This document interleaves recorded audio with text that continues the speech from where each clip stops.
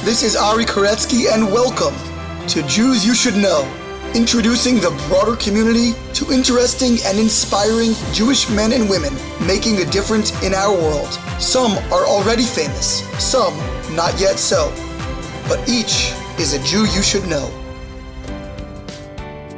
And we are back with another fabulous episode of Jews You Should Know. What a treat this week. We are interviewing probably one of the most prominent and well-known individuals that we've had on this show before, and that is Natan Sharansky. Natan Sharansky has done an incredible number of things in his life, and he's probably a household name to most of you listening. He was a prisoner of Zion, a Soviet dissident. He was in the Israeli parliament, the Knesset. He was the head of the Jewish agency. He's a multi-time author, international speaker, a great chess prodigy, among many other titles and qualities and accolades. So he really needs no introduction, and I'm thrilled to have him on the show, and I think you will enjoy hearing about his history as well. A reminder that sponsorships or dedications are available. Email JewsYouShouldKnow@gmail.com. Follow us on social media at Jews You Should Know, spelled out fully, on Instagram and Facebook. Jews You Should Know with the letter U on Twitter. Please subscribe wherever you're listening, whether that's Apple Podcasts, Google Podcasts, SoundCloud, Spotify, Overcast, Stitcher, whatever it might be. Let your friends and family know to do so as well. And now, to our conversation with Natan Sharansky. We are here with Natan Sharansky, one-time prisoner of Zion, longtime member of Knesset, head of the Jewish agency, and world-renowned Jewish personality. How are you, Natan? Shalom, Yerushalayim. I welcome all of you from Jerusalem. I wish we could be there. Unfortunately, right now, no one can get in. Maybe you can help us sneak through. Israel is preparing to big Aliyah after Corona, so you can also prepare. I saw the statistics, and I would love to be added to that list, God willing. So take us to the beginning. I'm sure many people are broadly familiar with the contours of your life story, but where did you grow up, and tell us a little bit about your early childhood. I was born in the city of Stalino, later called Donetsk, in Ukraine. I don't think that a few years ago many people knew about this city, but today it is the center of war activity between Ukraine and Russia. So tragically, it became famous. Is that Crimea? No. It's Donbass. It's to the north from Crimea, but still it's like southern Ukraine. When I was born, 1948, and during all my childhood, first 18 years of my life, nobody could really imagine that the next war there will be between Russians and Ukrainians. Russians and Ukrainians were part of one empire, Soviet empire, and we all lived in this so-called communist paradise of Soviet empire, deprived of identity and deprived of freedom. When I say that I was second generation of assimilated Jews, for people it's even difficult to imagine what it means to be assimilated Soviet Jew. Usually today, when you speak about assimilated Jew in America, for example, you mean that this poor boy or girl after their bar mitzvah, bat mitzvah, didn't come back to the shul. We didn't have bar mitzvah, we didn't know what the word bar mitzvah means. We didn't have Brit Milah, we didn't know what it means. We didn't have Hanukkah or Purim, we didn't know the meaning of this word. There were no language, no history, no religion, of course. It simply didn't exist in our lives. The only really Jewish thing which existed was anti-Semitism.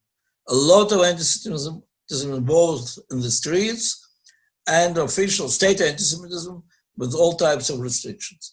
So the moment it is written in the idea of your parents Jew, so all the conversations at home are how we Jews are restricted, how we are discriminated, and what we have to do to overcome it. And the message of the parents was very clear. Because you're Jew, you must be the best in physics or mathematics or chess or music. In fact, doesn't matter in what. But you must be professionally the most successful person, and that is our way, Jewish way, to survive in spite of all these prejudices and restrictions. Did your parents have any Jewish background themselves? Huh? Did your parents remember? Of course, my grandfather, until the last years of his life, was going to the synagogue.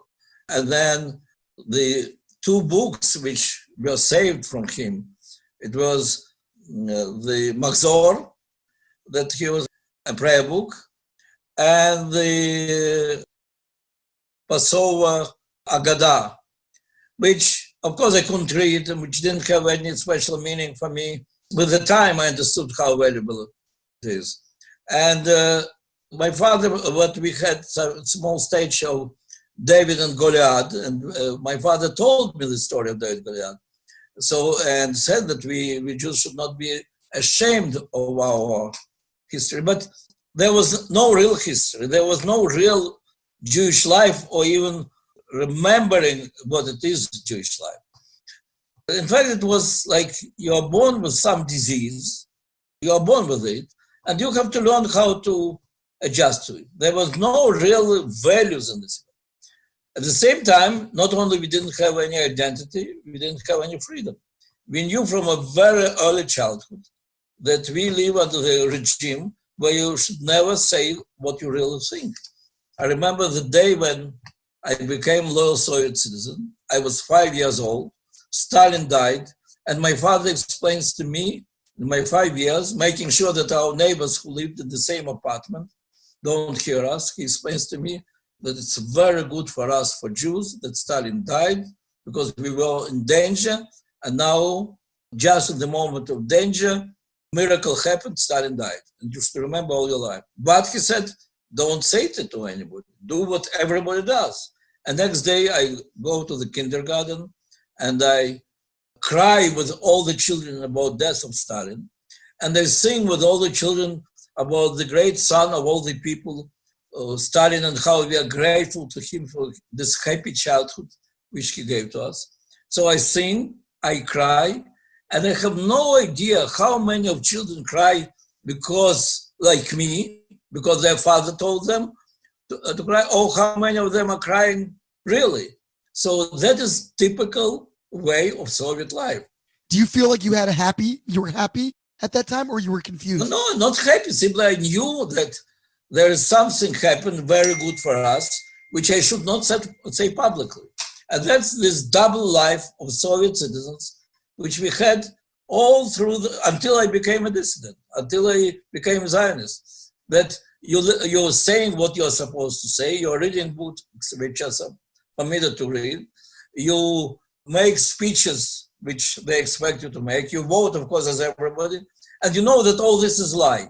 But the real truth can be said only in the small circle of your family. And this life of double thinker is very uncomfortable. But you don't even think that maybe you should fight this false life, these lies, because there are no values for which you will be ready to risk your career. There are no values which are more important than your personal success. So that's continued until 1967, and until, because of Israel, which entered our life very powerfully, I rediscovered my history. I started reading about my connection to Jewish people, reading, of course, the underground from the books which were smuggled, in fact, by Jewish tourists. And suddenly you discover that there is such unique history that you want to be part of it. That there is a unique group of people who all come and say, oh, your father is from Odessa and my father is from Odessa. We are family, we want to help you. And there is a state of Israel which is ready to send the airplanes to the end of the world, but to help you. That's how you discover your identity. History, people in the state that you want to belong to. And that's when you really have some things which are more important in your life than your professional career. And with the time, they're becoming values which are more important than physical survival. And that's what gives you strength to start fighting for your rights, for rights of the other Jews, and then simply for the freedom. Was there ever a time when you actually believed in the communist propaganda as a child, or you never believed it? No, I didn't believe because our family was full of skepticism and negative experience. But I was a good Soviet citizen. I knew that I have to play by rules in order to succeed, and I worked very hard to be accepted to one of the most prestigious physics and mathematical institutions, which always was we are comparing to American MIT. And it was very difficult for Jew to enter there.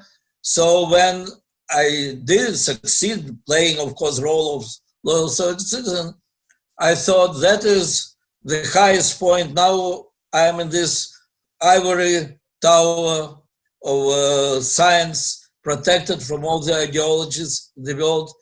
Now I can be myself. Now I can be scientist. And then came realization of the importance of my identity and the importance of fighting for freedom, and all this fell apart. So what happened? How did you get sparked to start reading? Was it the 6-Day War in 67? I would say two big events in my life. One, of course, 6-Day War. And I can't pretend that 6-Day War or Israel's victory by itself was so important in my life that my career became less important.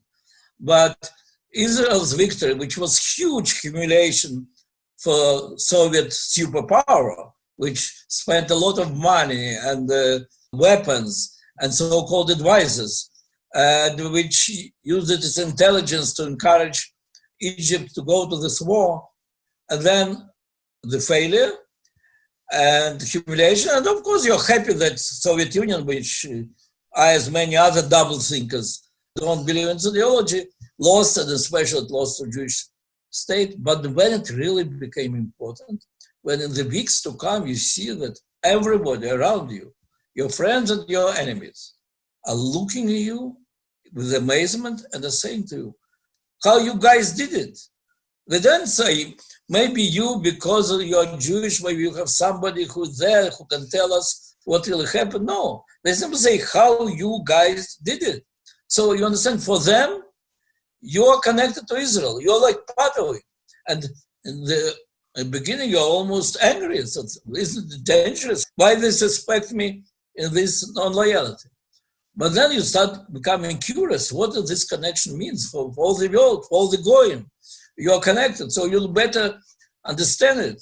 And that's when you start reading the books, from Exodus from Egypt to Exodus of Leon Uris about modern history.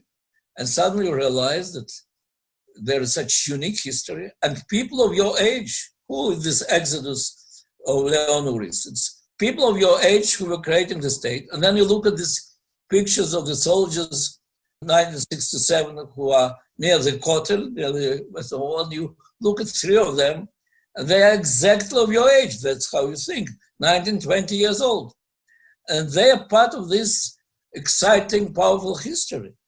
And what you're doing here, this castle of science, where you cannot even say what you really think.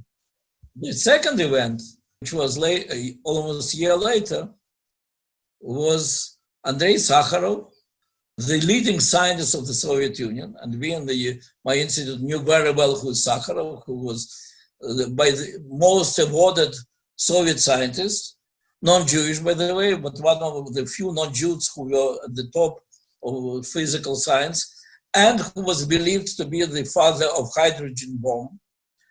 And he wrote, suddenly he went public and wrote the open letter to the leaders of the Soviet Union, where he warned them that because there is no freedom of thought, the Soviet science will never be successful, and our society will never be successful, that only free thinking, that is absolutely necessary condition for everything, from science, for arts, for everything. And in one day, this scientist number one became a dissident number one in the Soviet Union. And it had huge influence on me. He said, I am in this beginning of this career of science. I am at the bottom of this castle, ivory castle. And I hope that here I will become free person from science. Here, the one who is at the top, I will never reach his level. And he says that he reached the top, and he said there is no freedom And there is no way of being successful scientist in the country which doesn't permit free thought. And he was not Jewish. Later, when we became very closely working with him, I would say that he was my rabbi, but I was not Jewish. But that also had a big influence on me. And with the time when I became activist of Zionist movement, I also proposed to Andrei Sakharov to give my help in connecting with the foreigners, with the journalists, and I became also spokesman for human rights movement in the Soviet Union. And I always felt this connection very natural. It's my identity, my Zionism, which gives me strength to speak on behalf of freedom. So you started reading a lot, and what did you find was the most influential book that you read in that period? I mentioned you, it sounds strange, because if you read today Leon Uri's Exodus, it looks like, well, nice Bobby Mises, yeah? But I would say then it had unbelievable influence. And, one family is keeping this book and reading for one night. And then in the morning, they try to pass it to the next family. First of all, because they're afraid to keep it for long. Nobody wants to keep books which can be confiscated by KGB and you can be punished. But second, the others are standing in line. And so it had unbelievable influence. It was changing the perception of many of us that, in fact, you discover that Russian Jews, the age of your grandfather, they were those who brought this light of Zionism. They were those who moved to Palestine. Then you find out how it was developed. Then how all this history is closely intertwined, connected. And it was so easy to connect it with Exodus from Egypt, because that's what you discovered, that your history begins not from Bolshevik revolution, not from all these Bolshevik purges and killings and awful things that you ideologically don't believe, and you are even ashamed to be part of this history. And then you find out that if only you will make some twist in your mind, you'll have 3,000 years additional of the history. And it's so interesting, it's so exciting. Then in the underground also we got this book of 6-Day War, I think first it was described by British journalist Churchill, the grandson of Churchill, yeah. And he was like British correspondent covering 6-Day War in the Middle East. And then, of course, we are getting Israeli sources. It was all very interesting. Later, with the time, we started reading the history of Jewish people. First, the one which came from Israel, Ettinger's, Yoram, I don't remember. Yoram Ettinger? Yeah. No, not Yoram. It was some historian, Ettinger, who wrote in Israel. And then we found in some houses who kept original Dubnov's history of Jewish people, which was published in the Tsarist Russia and somehow was kept by some of the families. Only later came also reading of the religious texts. That was much later. And I would say that really connected to our religious tradition, I became really in prison. Prison happened to be a great place to talk to Kadosh Baruch Hu directly. So tell me about prison. How did you get arrested? What happened?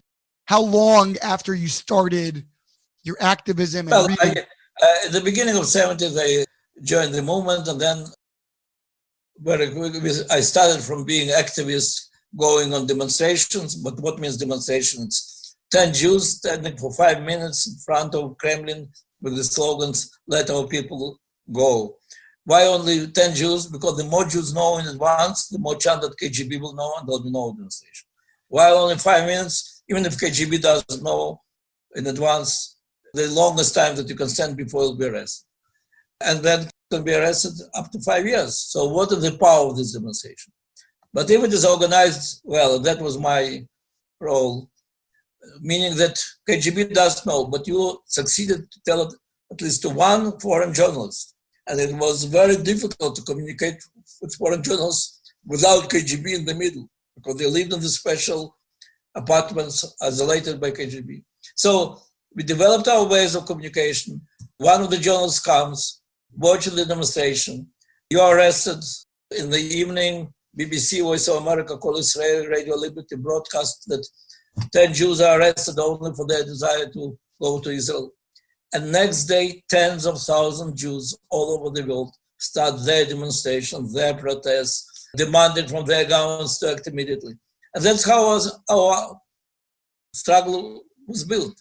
And very soon after being sometimes the activists understood that maybe the most important role or change which I can feel is to be in constant contact with the journalists, with the foreigners who are coming, with the tourists. And when I was arrested, there was a long list of my accomplices, hundreds and hundreds of Jewish tourists who were coming from different countries, from different organizations, but who were bringing us materials, who were taking our letters, who were smuggling them abroad and keeping us connected to the world. So after some years of being spokesman of the Zionist movement and human rights movement of the Soviet Union, I was arrested, accused in high treason, and year and a half of interrogations, and then 9 years in prison. I was sentenced to much longer term, but because it was the permanent daily struggle of Jewish people, which pressed Soviet Union, the struggle which involved the leaders of Western countries, and President Reagan and Margaret Thatcher, President Mitterrand played a special important role. My wife, who left for Israel one day, our Kupa, and we thought I'll join her in a few months. I joined her 12 years later, but she really, in these 12 years, she succeeded to open the doors of every world leader in the world, thanks and with the support of all the Jewish people. Where did you meet her? Well, I met her near the synagogue where we were always meeting. There it was our headquarters, was the street in front of the synagogue. Synagogue was something belonging to the Soviet authorities. But street in front of it, that was the place where Jewish activists were meeting, discussing, planning. And one day, just during the Yom Kippur War, the war of 1973, one very tall guy came and said that he is looking for the way to join one of those demonstrations of Jewish activists. And he was sent to me, and I immediately organized for him to participate in the next demonstration, and he was arrested for 15 days and disappeared. Next week, his sister came to look for him, to look who knows what happened to him. She was sent to me. I understood, that's it. I should not wait until your brother will get out of the prison. And I wanted very much to impress this very beautiful young girl. And I told her, you see that guy? And what we are doing at this moment, we were collecting the signatures of Jews who want to donate their blood for Tzahal, for Israel army. And of course, it was all fiction. Nobody was going to take this blood, but then to go to with this demand to the Red Cross organization and to, of course, to inform the correspondents to demonstrate solidarity of us, Jews in the Soviet Union, with the struggle of Israel. And I told to this young girl, Natasha, you see this guy, it's my KGB tale. Look what I'm doing. And they came to him and said, are you ready to sign this letter and to donate your blood to Israel army? And of course, he was not supposed to talk to me. He rushed away, but my aim was not him, of course. My aim was to impress this girl. And then I understood that this girl is also interested in me. I asked her, do you want in the meantime to start studying Hebrew? We are all studying Hebrew. I can help you to join the group. What is your level? She said, and what is your level? I said, oh, my level is very high, almost 1,000 words. She said, that's exactly my level, so I can go to your group. When she joined our group, I understood that she exaggerated for 995 words approximately. So for this, I understood that she also was interested. And so it was really love at first glance. But then when she started participating in our activity and she was also taken arrested for interrogations, I decided that I'm already refused it. I decided, no, you have to apply. Maybe at least you will be successful. I don't want you to wait here with all the threats. And we planned to have a chuppah, and it so happened there was just when Nixon came to the Soviet Union, during this summit, all the troublemakers were arrested. So I was suddenly arrested. And at the same time, my wife, she's pushed out of Soviet Union immediately. And she insists that she cannot, because all the money are with her fiancé and so on. On the 3rd of July, thanks God, Nixon leaves Moscow. I'm released. On the 4th of July, we have our chuppah. The private apartment, of course, nobody will agree to do it publicly. Like Corona, almost like Corona. Yeah. And the 5th of July, she leaves for Israel. And I take her to the airport. And I tell her, you'll see in half a year we'll be together. So when I met her 12 years later in Germany, where I crossed the bridge, I told her, sorry, I'm late. But in these 12 years, of course, this very shy young girl turned into the leader of the biggest demonstration in the world, and there was not a one leader whose doors she didn't open. I remember very well the rally in Washington in 1986. Oh. Yep. 87. 87. That already was when I was released, and we initiated this. When I came to America and called and said, there are hundreds of thousands of Soviet Jews who are waiting that the Iron Curtain will fall and they'll join us. Let's be the hundreds of thousands of American Jews who will come to Washington when Gorbachev will come. And I remember there were many skeptics. For more than a year, I was fighting for this idea against skeptics. First of all, we were afraid that there are no hundreds of thousands of Soviet Jews. Second, they were saying there is no way to bring in the winter hundreds of thousands of American Jews to Washington. They said, it's not New York, Washington. Specials say we cannot bring more than 18,000. And then there was, of course, fear that Reagan will see it as fight against, we Jews don't want to be warmongers, and that Reagan will not like it. I simply had to use our very special relations between President Reagan and our family, because he was really very helpful. He was very moved by Vitaly when I was in prison. And I thanked him when I was released and told him that his Evil Empire speech was the best speech that we could ever dream about in Soviet prison. And here I'm taking Vitaly and we go to Reagan and I ask him directly, do you understand that this demonstration that we are talking about will not be against you? And he said immediately, what, somebody can think that I would like Gorbachev to be my friend when he keeps these Jews in prison? Do everything what you have, and I'll do what I have. So I went back to Jewish leaders of America and said, Reagan wants this demonstration. Still, Morris Evans, the great leader of American Jewry, who was the head of conference organization of presidents, he went to Schultz and he said, do you really want this demonstration? And Schultz told him, not only I wanted it when Gorbachev comes and on every TV screen, he'll see only this demonstration. It will help us.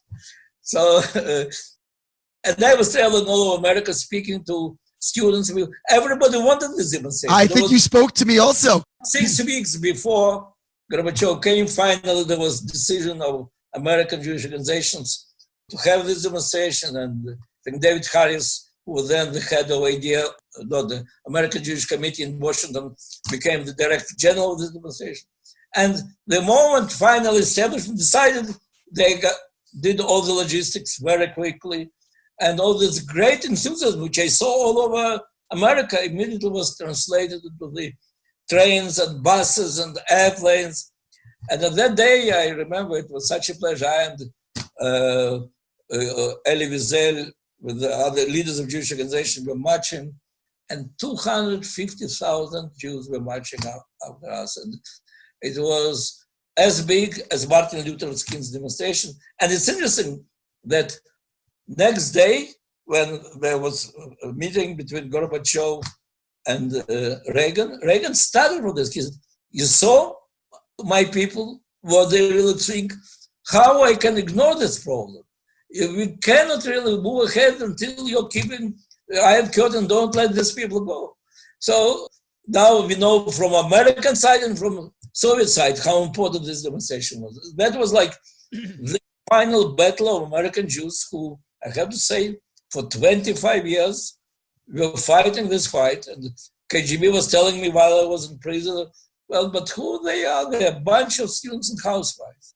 But I knew these students and housewives, they are Jewish students and Jewish housewives and Jewish lawyers and Jewish doctors and Jewish scientists. They all were the soldiers who defeated the army of KGB. While you were in prison, is that what kept you going? That hope? How did you stay sane? Of course. Well, of course, I didn't know what's happening. In the year and a half of interrogations, you nothing. Then I have the right to have meeting every half a year with my family.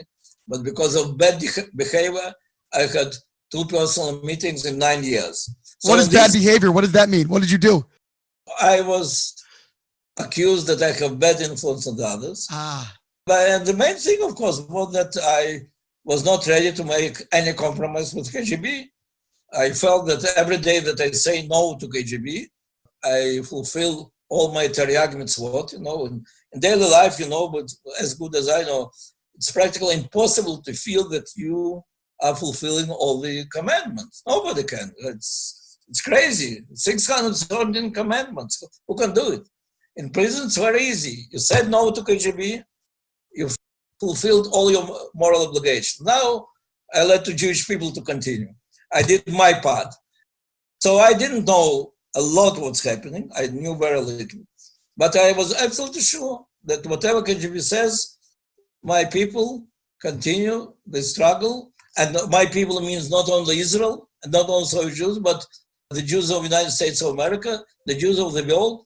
I knew already the days of my activism, how big is their devotion, how big is their enthusiasm, how big is this desire to make together this Jewish history. So that's why, by the way, my book, which is published just now, will be in the bookshops on the 1st of September, which I wrote together with Troy. It's called Never Alone. It's about 9 years in prison, 9 years in the government, 9 years in Jewish agency. But it's called Never Alone because even in the punishing cell, years of solitary confinement, you feel so deeply and so strongly that the moment you joined your Jewish history, you're never alone. So when you finally were able to get released and go to Israel, what was that like? And what did you start to do right away?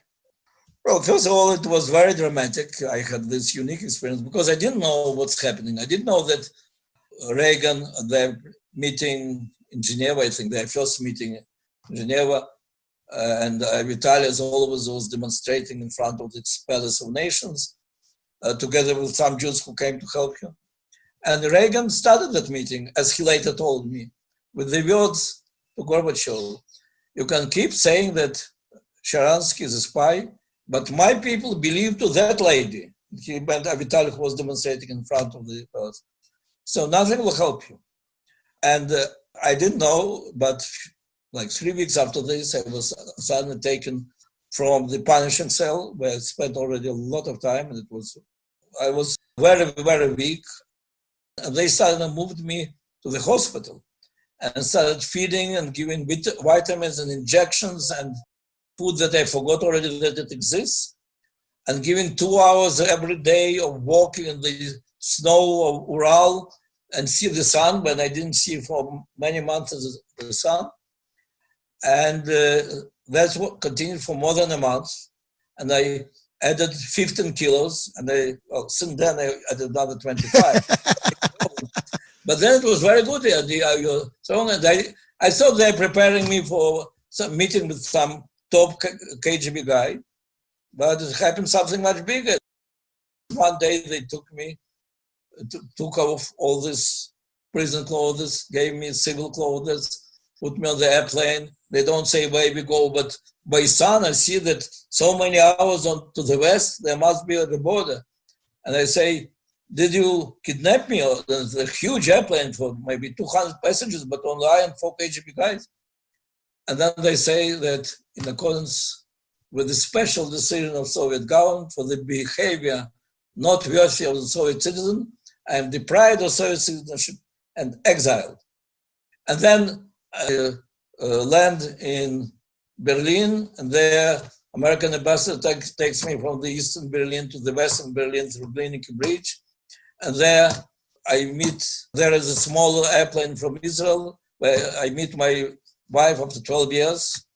I tell her, sorry, I'm late, and we fly to Israel. And then the door opens and she says, here is our Prime Minister, Shimon Peres, and here is our Foreign Minister, Yitzhak Shamir, and here are our chief rabbis, and so on, and so on. And I am welcomed by a big crowd of people, and after a short speech where I say that not for a moment, we should not forget those who are left behind me, let's continue our struggle. And we go straight to the Kotel. And so this day, which started in KGB, finishes at the Kotel with a huge crowd of people. So I really have this unique experience of going straight from hell to paradise. And now it's already 30 years. When you're in paradise, you can only go down. There is nothing above. I'm going for 30 years now down, and I'm still in paradise. Well, with a lot of challenges, with a lot of things that you can see more clearly, with a lot of divisions which are becoming obvious. But okay, the Olam Haba is also, there are many problems to solve. Did you know right away you were going to go to politics? First, I was not going to go to politics. I wanted to concentrate on the release of Soviet Jews. And that's when, during my first trip to America, came this idea of the demonstration in Washington, which happened a year later. And by the way, you also spoke at my school in Baltimore, Maryland. By the way, Baltimore was one of the first cities from which I started my campaign for the demonstration to Washington, because Baltimore community was the closest to Washington. So I started from Baltimore, then went all the way to Los Angeles. I remember hearing you. I was 9 years old. Los Angeles had to bring airplanes to the demonstration, but Baltimore, by train and by car, there was a lot of people from Baltimore. Yes. So I had hundreds of speeches. But so in different ways, we continued our struggle. But then when the big Aliyah started coming more and more, it became clear that we have to make special efforts for its integration. And we created Soviet Jewish Zionist Forum together with Yulia Etenstein and some other. But then when it became clear that it's not enough social initiatives, you really need political tools, then we created the party Israeli Baliyah, Israel with Alim or Israel on Rise. And we told from the beginning, I told that that's ad hoc party. We needed for a short period of time to break the ceiling, to bring this Aliyah into Israeli society. And really, this party existed for 7 years, but I think it had great achievements in terms of solving the housing problems, in terms of solving the problem, creating jobs for new immigrants, removing many, many barriers which then existed. That's how I became a politician. What did you learn in politics? It's very different than being an activist. You have to compromise and negotiate. Yeah, well, that was the biggest challenge. By the way, I think that's why it's very difficult for dissidents to be in politics, because dissidents about non-compromising struggle for your ideal. Politics is, you have to compromise all the time. Otherwise, politicians, especially in the coalition government, how you can succeed? And I always had this torturous experience, whether that is the compromise which I can afford or not afford. And that's why twice I resigned. When many years later, in 2009, Bibi Netanyahu proposed me again to go with him and to be minister to his government. And I said, I'm not interested. But he said, what about being ambassador in Washington? I said, I'm not interested. He said, you're not interested? I said, look, Bibi, I was in 4 different governments and I resigned twice. For a comparison, I was in 4 different prisons and I never resigned. It's not really my field. And he said, so you are not interested in public life? Sarcastically. I said, no, if you'll support me as a candidate to be the head of Jewish agency, I'm interested. He almost fell from the chair. The head of Jewish agency usually wants to go to the government, wants to be ambassador in Washington, wants to be minister. And here I said, I had it, I think it's not for me. So he said, what is so special? He said almost sarcastically, you think there'll be another 1 million Jews? You can take credit for bringing them? I said, I'm not sure. I'd like to. I'm not sure. But I believe, Bibi, that you are absolutely right that you concentrate on the most important threat, Iran. And that's really, Bibi was focused all these Yes. years, I think, in an excellent way. But they said, we have another threat, whether we will stay as one people, those who are in Israel, those who are not. And I know that Jewish Agency, with all its problems, Shebon and I have a lot of history of criticizing Jewish Agency and working together with Jewish Agency. I know how unique it's placed between Jewish people and the state of Israel. I know how high the idealism of people involved in Jewish Agency. And I believe that's something where I can have real change. And that's how I became, for 9 years, the head of Jewish Agency. I couldn't be more than 9 years because I was 9 years in prison. I was 9 years in the government.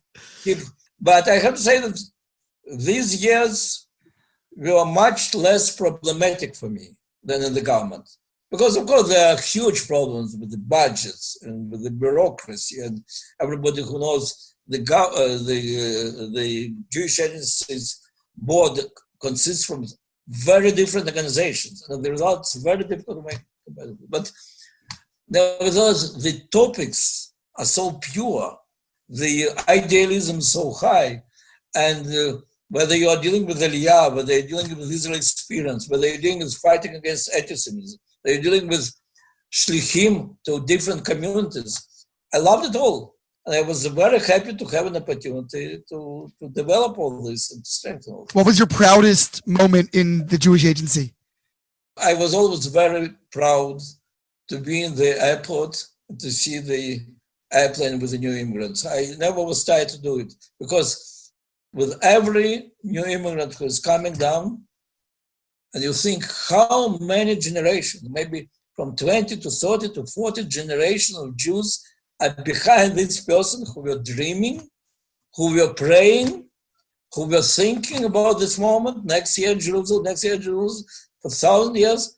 And here, that's like a mystical, magic moment when this person touches the land, closes this great circle. That was one. The other thing which I was always very proud to see our young shlichim in the most difficult places, in the most challenging situations, fighting anti-Semitism with the campus or strengthening community in the most forsaken places, in Russia, in Belarus, in Mexico, in New York, in Australia, everywhere. So I'm really very proud that during my time, the number of shlichim almost doubled, and the average age of shlichim went 12 years down, from 38 to 26. Wow. I think we turned it into the instrument of the young people bringing their idealism to the community. What was your biggest frustration there? Well, frustration, look, I was involved in a number of very delicate and important negotiations trying to reconnect us stronger. One of these topics which Prime Minister asked me to deal with was prayer near the Kotel and the compromise which had to be reached. And I thought it would be reached because, after all, there is no ideological problem. It's only a practical problem. And for a few years, representatives of the government and the leaders of non-Orthodox Jewish movements and the Rav of the Kotel were sitting, discussing, and I brought all these parts together to the government. And finally, we did succeed in a good compromise, and the government voted for us. And then, because of the coalition tensions and many reasons, I describe it in my book, which is now published, the Prime Minister felt that he has to retreat from it. And I felt that it was a huge mistake. And I think it's made a lot of damage. Well, it's not damage which is you cannot repair. We Jewish people are stronger than any crisis which we have. But no doubt that we spent a lot of efforts, and I think we prepared a very important step. So it was a disappointment. But okay, with all the disappointments, which, and I speak frankly about great moments and the great disappointment, but the powerful march of Jewish people together to our mutual future, strengthened by our Zionist idea and our state, It's so exciting. It's so powerful. From the moment I decided to be Jewish activist in Soviet Union, to this day, I am excited every day to be part of this journey. In closing, what are you doing now? You left the Jewish Agency.